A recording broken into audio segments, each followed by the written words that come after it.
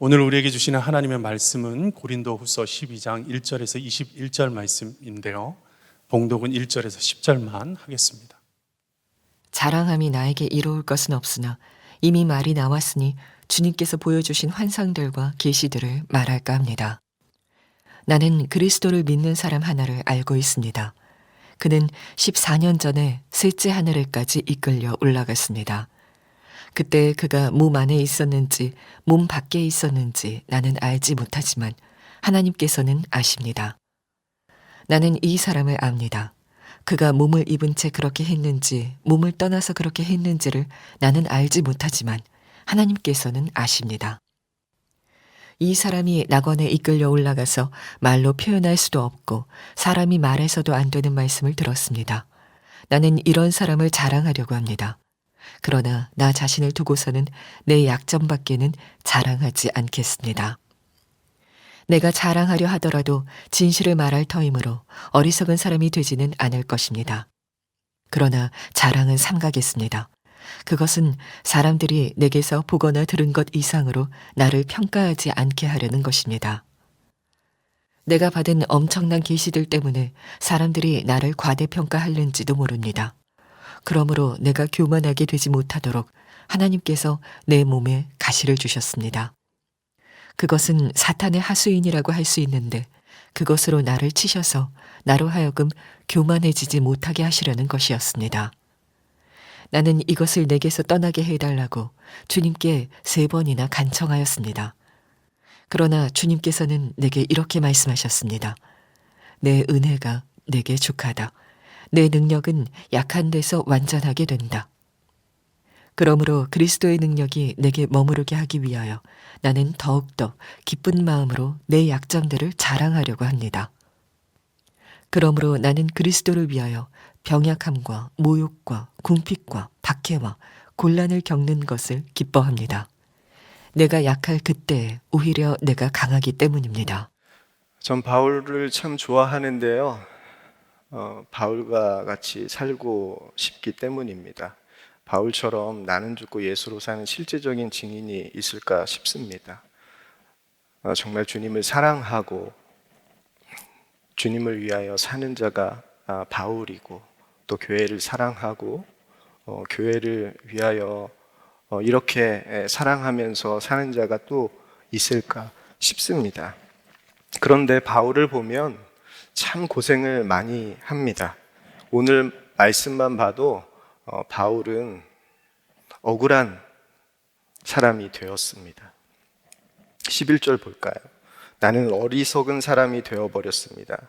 여러분이 나를 억지로 그렇게 만들었습니다. 바울이 고린도 교회를 향해 어떤 목회를 했길래, 우리 교인들에게 어떤 대접을 했길래 교인들이 바울을 어리석은 사람으로 만들었을까요? 12절 말씀입니다. 나는 여러분 가운데서 일일이 참고 견디면서 놀라운 일과 기적을 표징으로 삼아 사도가 된 표징을 행하였습니다.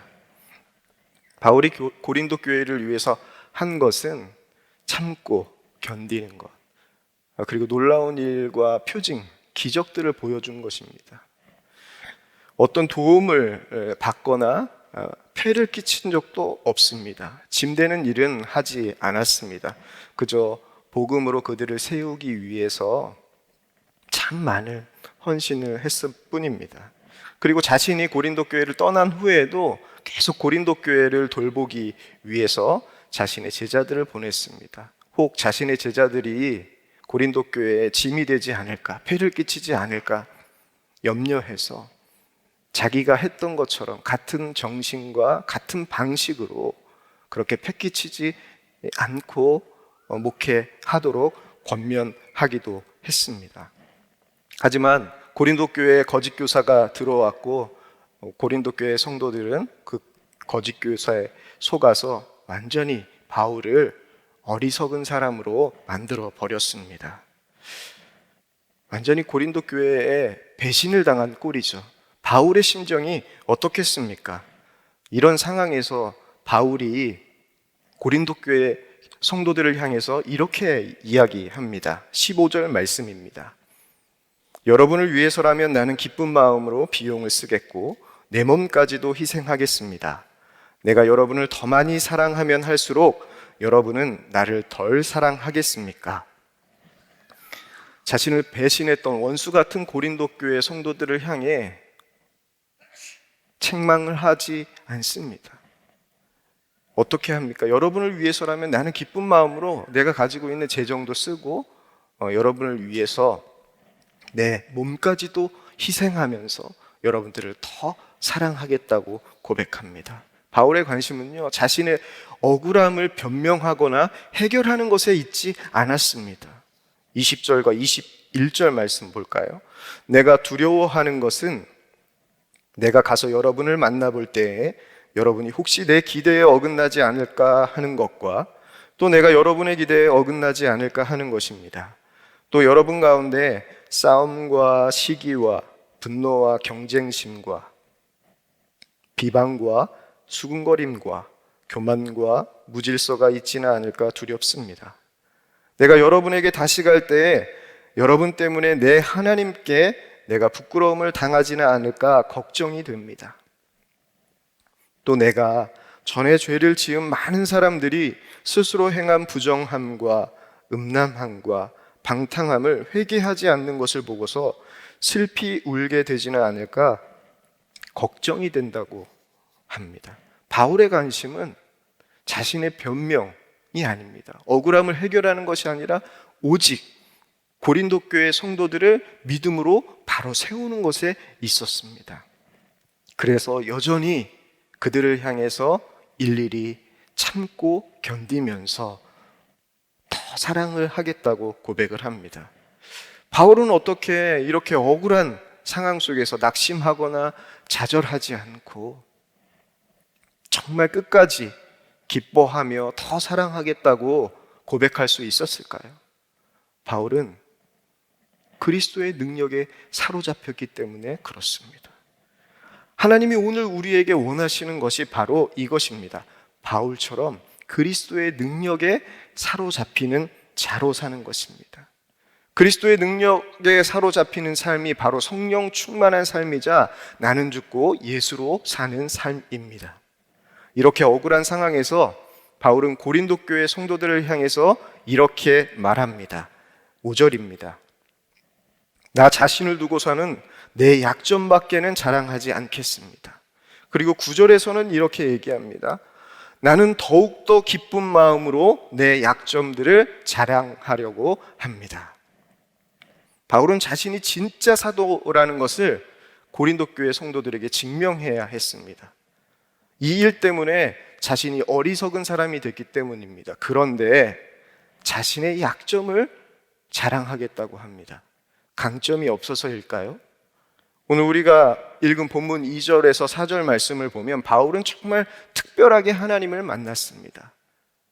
3층전에 셋째 하늘에 올라가서 하나님을 만났고 하나님의 음성을 들었습니다. 이렇게 신비한 체험을 했습니다. 그리고 7절 말씀에는 이렇게 기록되어져 있어요. 내가 받은 엄청난 계시들 때문에 사람들이 나를 과대평가할지는 모릅니다. 엄청난 계시들도 받았습니다. 당연히 이것들을 자랑해야 했겠죠. 그런데 바울은 6절 말씀에 그러나 자랑은 삼가겠습니다 라고 고백하며 자신의 강점을 자랑하지 않습니다. 대신 더욱더 기쁜 마음으로 내 약점들을 자랑하겠다고 합니다. 오늘 우리가 주목해서 봐야 할 부분이 바로 여기에 있습니다. 그리스도의 능력에 사로잡혀 나는 죽고 예수로 살려면 약점을 보는 눈이 열려야 돼요. 이 약점을 보는 눈이 열려야 되는데 약점을 보는 눈이 열리려면 그 약점을 하나님이 어떻게 생각하시는지 알아야 합니다. 대부분의 사람들이 약점을 어떻게 생각합니까? 감추고 싶어 합니다. 조금 나은 사람들은요, 약점을 알고 그 약점을 극복하고 싶어 합니다. 그런데 약점을 자랑하고 싶어 하는 사람은 없습니다. 왜 그렇습니까? 약점이 창피하기 때문에 그렇습니다. 약점이 나에게 피해를 줄 것이라고 생각하기 때문에 그래요. 약점이 나를 어렵고 힘들게 할 거라고 생각하기 때문입니다. 바울도 그랬습니다. 약점을 없애고 싶었어요. 그래서 하나님께 자신에게 몸에 있는 가시를 제거해 달라고 3번이나 하나님 앞에 간청했습니다. 8절이에요. 나는 이것을 내게서 떠나게 해달라고 주님께 3번이나 간청하였습니다. 바울이 간청한 것은요, 자신이 좀 편하게 살기 위해서 간청한 것이 아닙니다. 더 적극적으로 복음을, 예수 그리스도를 위해서 살기 위해서 자신의 약점인 몸의 가시를 제거해달라고 하나님 앞에 요청했습니다. 그런데 이런 바울의 요청에 주님은 어떻게 반응하셨습니까? 9절 말씀이에요. 그러나 주님께서는 내게 이렇게 말씀하셨습니다. 내 은혜가 내게 족하다. 내 능력은 약한 데서 완전하게 된다. 바울은 몸의 가시라고 표현을 했지만 주님은 그 몸의 가시를 내 은혜라고 답하셨습니다. 바울은 약함을 가시라고 표현을 했지만 주님은 그 약함을 내 은혜라고 반응하셨습니다. 주님은 바울에게 약함이 왜 은혜인지 분명히 말씀하셨는데요. 내 은혜가 내게 족하다. 내 능력은 약한 데서 완전하게 된다. 이것이 우리의 약함을 바라보시는 하나님의 마음입니다. 이 말씀이 믿어지면요, 약함을 보는 눈이 우리에게 활짝 열리게 됩니다. 이 눈이 열리자 바울은 이렇게 고백을 해요. 9절 말씀이에요. 그러므로 그리스도의 능력이 내게 머무르게 하기 위하여 나는 더욱더 기쁜 마음으로 내 약점들을 자랑하려고 합니다. 바울은 그의 바람대로 몸의 가시를 제거하지 못했습니다. 자신의 계획은 실패했지만 그 대신 하나님의 놀라운 계획을 알게 되었습니다. 그래서 기뻐할 수 있었습니다. 몸의 가시, 약점을 하나님은 어떻게 생각하실까요? 여러분의 약점에 대한 하나님의 계획은 무엇일까요? 오늘 말씀은 약점을 향한 하나님의 마음을 2가지로 이야기하는데, 먼저는 7절에 나옵니다. 그러므로 내가 교만하게 되지 못하도록 하나님께서 내 몸에 가시를 주셨습니다. 첫 번째는 우리를 교만하지 않게 하기 위해서 하나님께서 우리에게 약점을 주셨고, 2번째는 9절 말씀입니다. 그러므로 그리스도의 능력이 내게 머무르게 하기 위하여 나는 더더욱 기쁜 마음으로 내 약점들을 자랑하려고 합니다. 2번째는 중요합니다. 그리스도의 능력이 내게 머무르게 하기 위해서 내 약점을 제거하시지 않았어요. 그리스도의 능력이 한 번 왔다 가는 것이 아니라 그리스도의 능력이 계속해서 내게 머물도록 하시기 위해서 그 몸의 가시를 제거하지 않으셨다라고 하나님께서 바울에게 말씀하고 계신 겁니다. 그 사실, 약점을 보는 눈이 바울에게 열리자 바울은요, 몸의 가시가 제거되지 않았다고 낙심하지 않았습니다. 기뻐했어요. 더욱더 기쁜 마음으로 내 약점들을 자랑하겠다라고 고백합니다. 왜 그렇습니까? 내가 약한 그때가 오히려 내가 가장 강한 때라는 하나님의 계획을 바울이 알았기 때문에 그렇습니다. 그래서 당당하게 자신의 약점들을 바울이 고백합니다. 10절 말씀이에요. 그러므로 나는 그리스도를 위하여 병약함과 모욕과 궁핍과 박해와 곤란을 겪는 것을 기뻐합니다. 내가 약할 그때에 오히려 내가 강하기 때문입니다.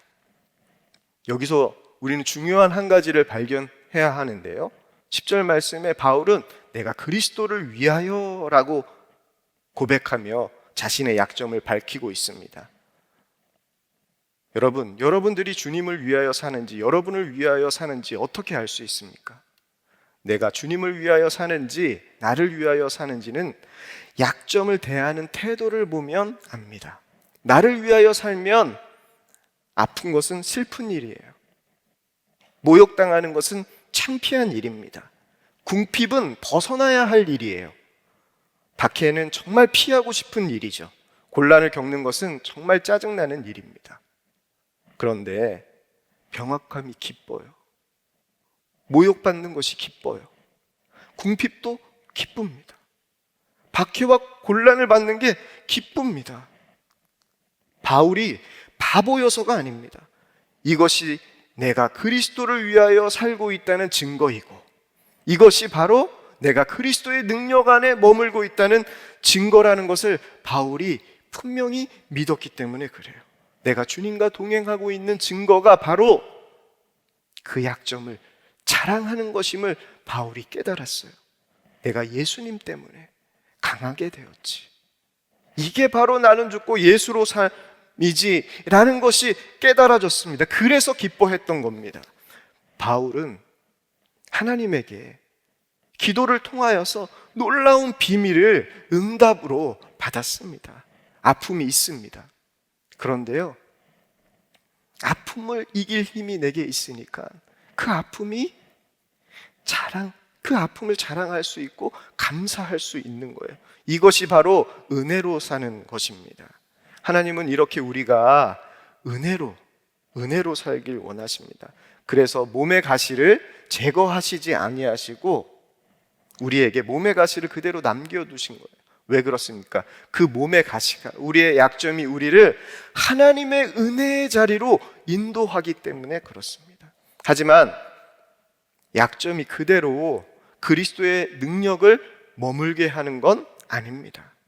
만약 그렇다면 우리는 늘 강한 자로 살아야 돼요. 하지만 어떻습니까?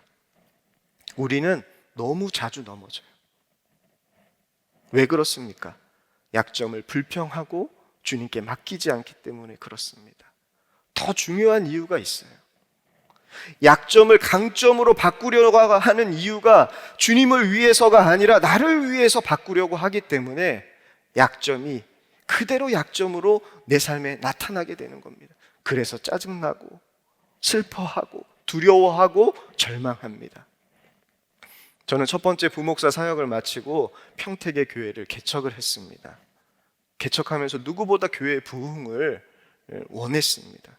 그리고 어느 교회보다 하나님의 부흥을 경험할 수 있는 최고의 자리에 하나님께서 저를 인도하셨습니다. 그런데 그것을 알지 못했어요. 그곳이 최고의 부흥의 자리라는 것을 저는 알지 못했습니다. 저는 평택역 앞에 있는 사창가 초입의 교회를 개척했습니다. 교회 간판에는요, 교회 이름을 알리기보다는 이렇게 크게 썼습니다. 예수님이 정답입니다. 그 간판에 적혀져 있는 예수님이 정답입니다. 그 글귀를 보고 사창가로 가시는 사람들은 다 코 웃음을 쳤습니다. 어떻게 예수님이 정답인지, 이런 곳에 그런 글귀가 있는지. 그래서 저는 그곳에서 목회했지만 저희 교회에 오시는 분들마다 어떻게 이런 곳에 교회를 개척할 수 있냐며 모두 저를 격려하시고 칭찬해 주셨습니다. 저는 그때 제가 평생 받을 칭찬을 평택에서 목회하면서 다 받은 것 같아요. 하지만 그 칭찬과 달리 저는 전혀 칭찬받을 수 없는 목사였습니다. 저는 그 자리를 그저 거쳐가는 자리로 여겼습니다. 부흥하면 다른 곳으로 이전할 생각만 했습니다. 그래서 노숙인을 섬기기는 했지만 이 노숙인 섬기는 사역을 할 수 있는 만큼만 했습니다. 사역이 커지는 걸 원하지 않았습니다. 사역이 커지면 제가 꿈꾸던 목회를 할 수 없었기 때문입니다.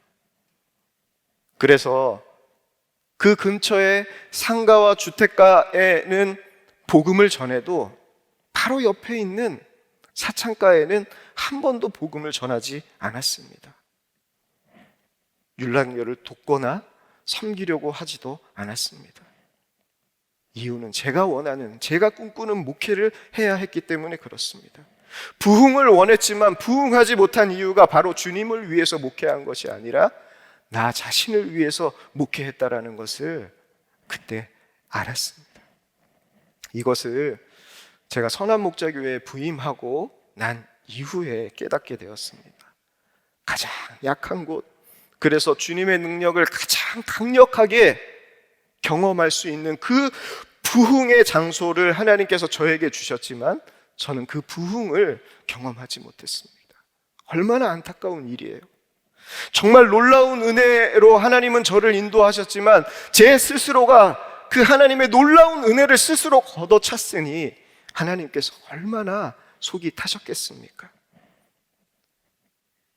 그런데 많은 그리스도인들이요, 저와 같은 실패를 경험합니다. 하나님은 우리가 그리스도의 능력으로 살기를 원하세요. 그 능력으로 몸의 가시를 이기며 주님의 완전하심을 드러내며 살길 원하십니다. 그러기 위해 우리가 정말 어떤 존재인지 분명히 알아야 합니다. 예수님은 이미 우리가 어떤 존재인지 말씀해 주셨어요. 요한복음 15장 5절 말씀입니다.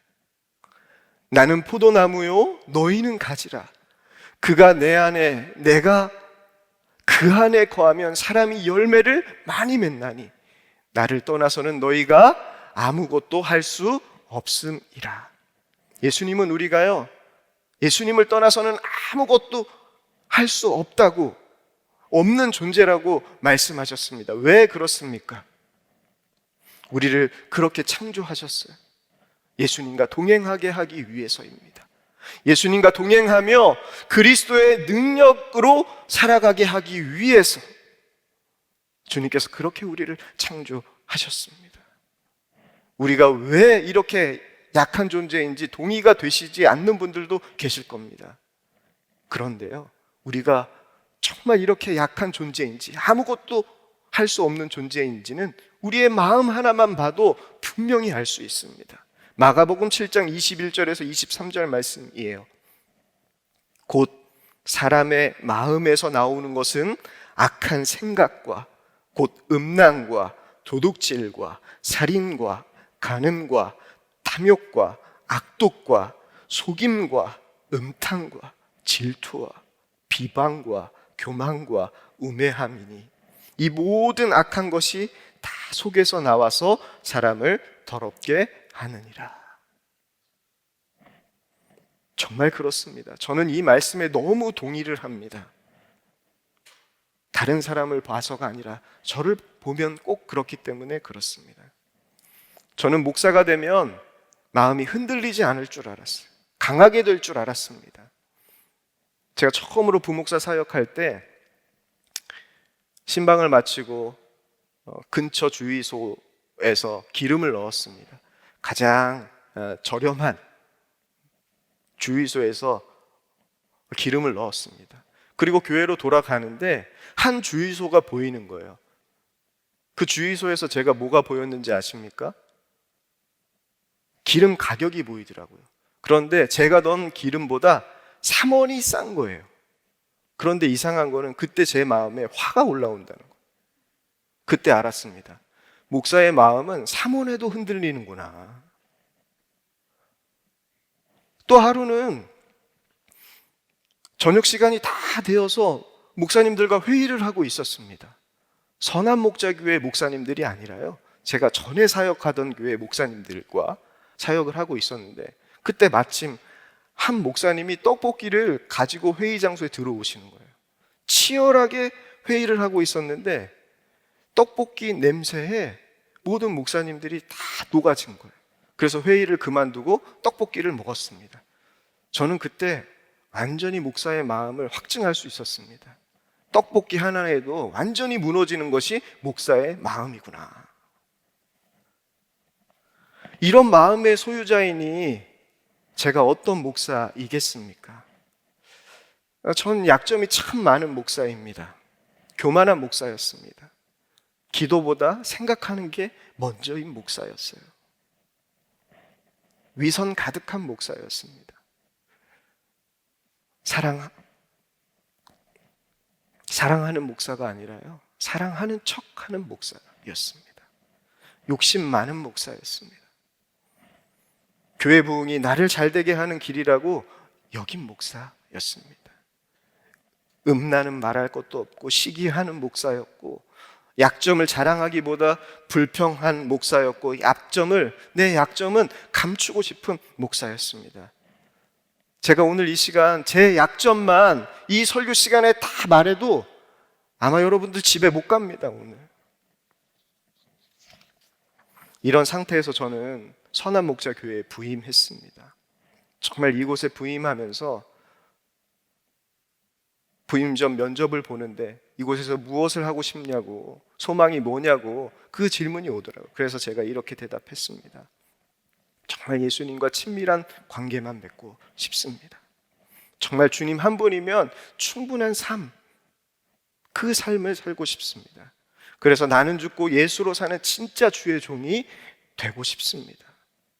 그래서 이 교회에서 하는 24시간 주님을 바라보는 일에 제가 마음을 쏟기 시작했습니다. 주님을 바라보면서 주님과 동행하는 삶을 제가 진지하게 시작하기 시작했습니다. 그렇게 주님을 바라보면서 제가 이 선한 목자교회에 와서 받은 가장 큰 복이 있다면 그것은 제가 가장 약하고 가장 악한 존재라는 것이라 깨달은 겁니다. 바울이 왜 자신이 죄인 중에 괴수였는지, 그렇게 믿음 좋은 사람이 죄인 중에 괴수라고 이야기할 수 있는지, 이게 정말 제 마음속에 믿어져요. 정말 나는 아무것도 할 수 없는 존재이구나, 정말 약하고 악한 존재라는 것을 날마다 예수 동행 일기를 쓰면서 더욱더 분명히 제 자신을 바라보게 됩니다. 그동안 제가 왜 이렇게 약하게 살았는지, 악하게 살았는지, 그것이 바로 늘 주님을 바라보지 않고 살았기 때문이라는 것을 알았어요. 그리고 내가 스스로 할 수 있다고 생각하니까 주님을 바라보지 않고 주님을 의지하지 않았습니다. 이것이 교만이었어요.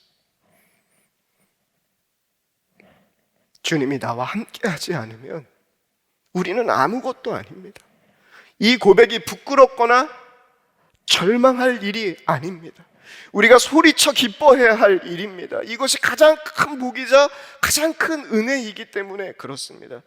이렇게 주님을 믿고 의지하는 것이 주님과 동행하며 주님의 능력으로 사는 길이기 때문입니다. 이것이 바로 나는 죽고 예수로 사는 삶이에요. 이 삶이 바로 내가 사는 것 아니고 하나님의 은혜로 사는, 그리스도의 능력으로 사는 은혜의 삶입니다. 그러니 주님 한 분만 약한 나를 붙잡아 주시면 충분하다는 믿음이 제 안에 생겼습니다. 그 이후 저는 정말 주님 한 분이면 충분하다라는 고백 믿음으로 하게 됩니다. 이 믿음으로 제 삶과 목회가 달라졌어요. 제 약함이 결코 숨겨야 할 일이나 부끄러운 일이 아니었습니다.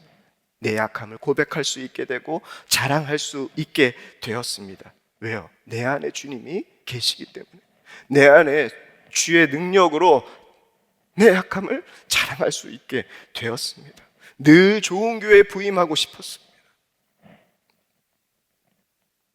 그래서 교회를 부흥시키고 싶었습니다. 자랑하고 싶었습니다.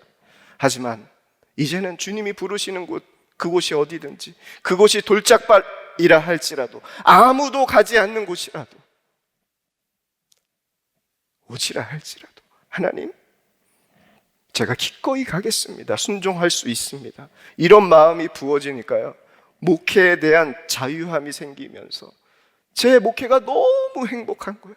늘 담임 목사 나가고 싶었던 제가 부목사가 너무 행복한 거예요. 부목사로 지내도 너무 행복한 거예요. 다른 목사들이요, 경쟁자가 아니더라고요. 제가 처음 부목사 할 때는요, 다른 목사님들을 위해서 기도하지 않았습니다. 왜요?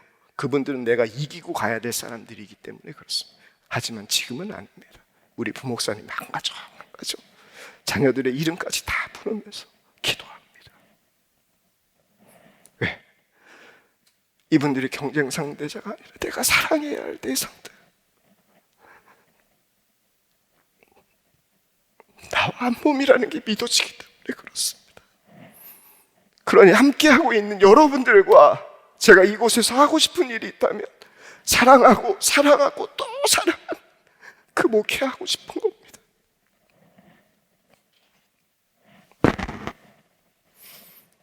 그렇다고 제가 완벽한 목사는 아닙니다. 제 아들이 중3입니다. 작년에 중2였는데 한국 사회에서 중2는 군인이라고 하더라고요. 그 군인에게 제가 하지 말아야 할 질문을 하나 했습니다. 도훈아, 아빠가 언제 예수님처럼 보여? 이렇게 질문했거든요. 근데 그 아이가 이렇게 대답하더라고요. 한마디 하더라고요. 아빠가?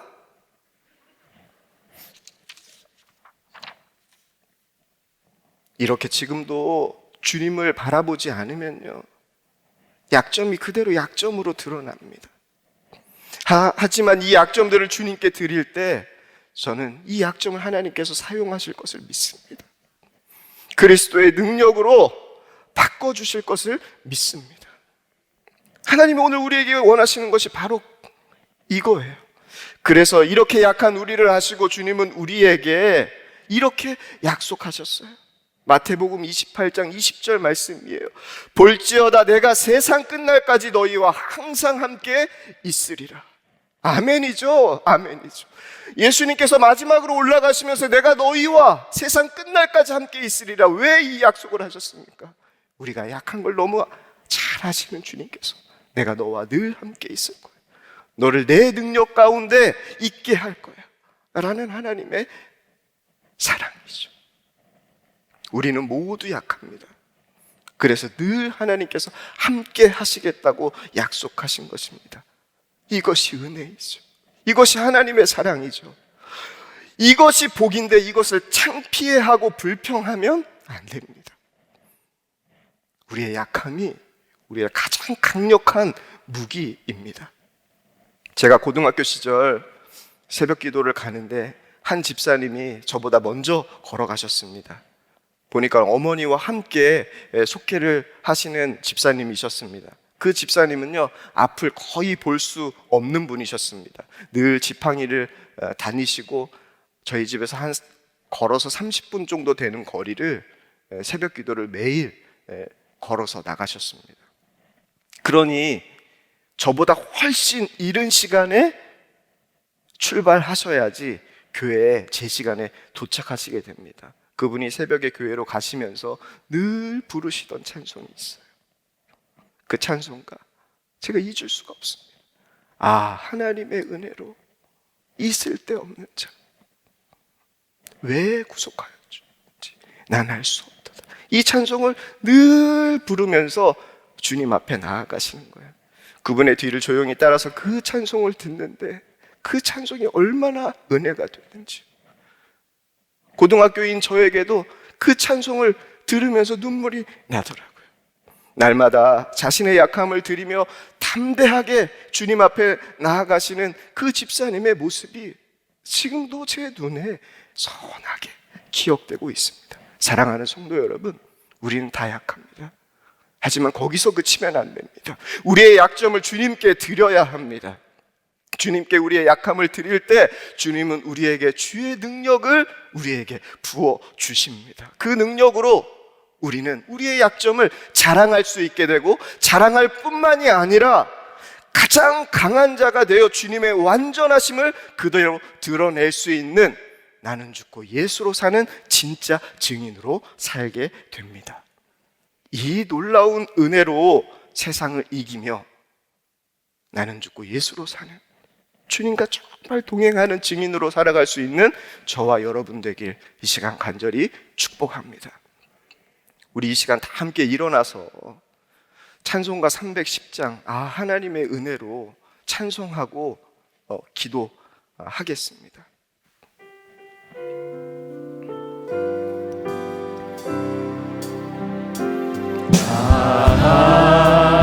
하나님의 은혜로 있을 데 없는 자 왜 구속하려 주는지 난 알 수 없도다.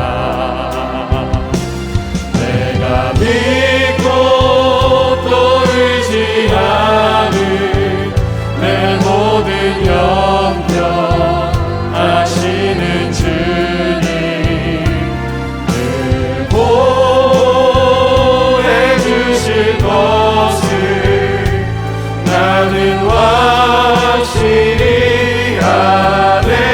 하나님의 은혜로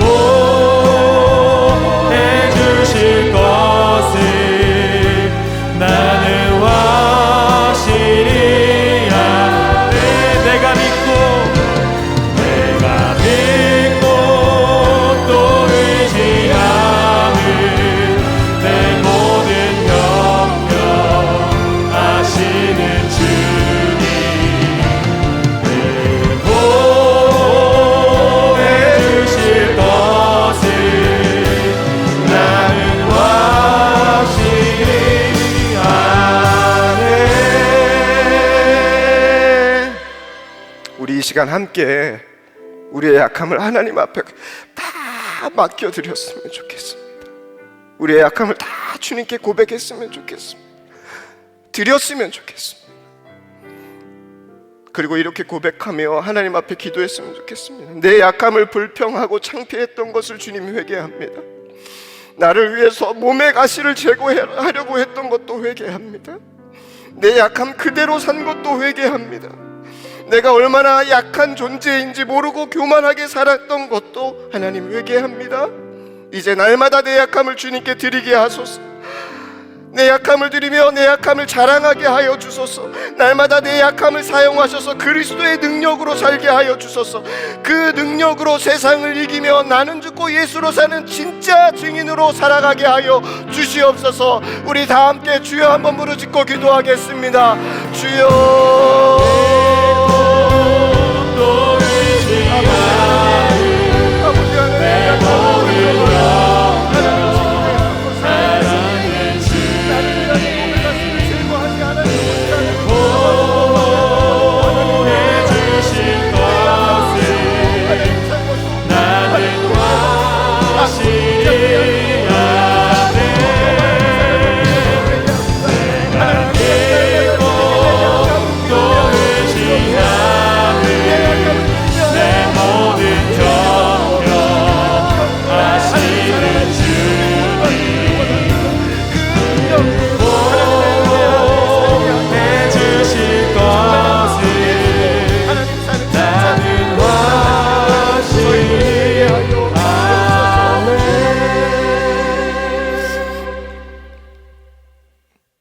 우리를 너무나도 사랑하여 주셔서 이렇게 약한 우리를 위해 내가 너희와 세상 끝날까지 항상 함께 하겠다고 약속하신 주님, 정말 감사합니다.